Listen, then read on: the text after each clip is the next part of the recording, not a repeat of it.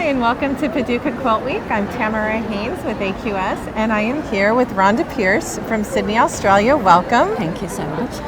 And Rhonda has won third place in the large quilts category, the first entry in an AQS Paducah quilt contest sponsored by Gamble.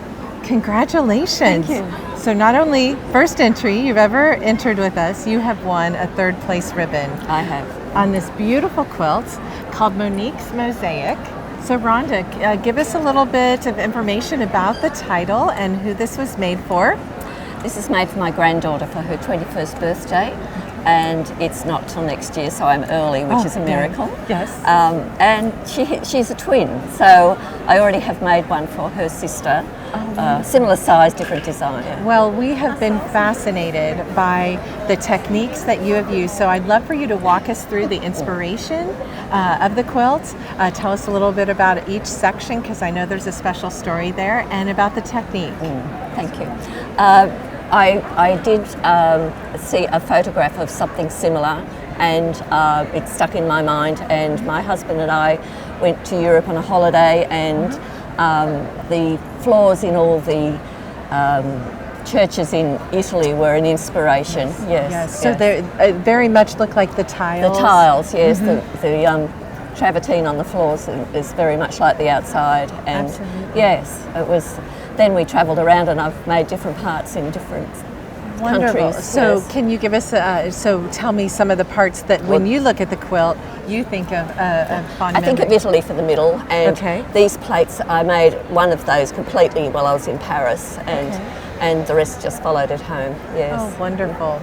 So you did all of this by hand? Yes, all by hand, yes. And so tell us about the process. Well, the process is, it's called English piecing, where you take a piece of card in a shape and cover it and whip stitch them all together. So that's how then you take the card out when you've got your pieces all together. So absolutely. So one of the mysteries of this quilt is how you quilted it. So tell me, because the stitches are so tiny. So tell us about your stitching and where it is. I didn't want the stitching to show on top, and all I have done is really, I've picked up my needle, come through and caught it here, caught it on each corner, slipped the thread through the wadding, and I made sure that each corner of each hexagon is stitched, keeps it nice and stable, and you don't interfere with the pattern. Absolutely. Well, and your stitches are so tiny, even on the back, it barely picks up a stitch. So it's just fabulous handwork. Yes. So how many, did you count them all? Do you know? There's over 14,000. Oh my goodness. Yes. Oh my goodness. And tell me about the fabrics. How did you choose these fabrics? Were they in your stash, or you told me you had a shop? I did have a shop. I had a shop for 20 years in the Blue Mountains in Sydney. Yes, a lot of them came from my shop, obviously. Okay. Any fabrics with any special meanings, or? No.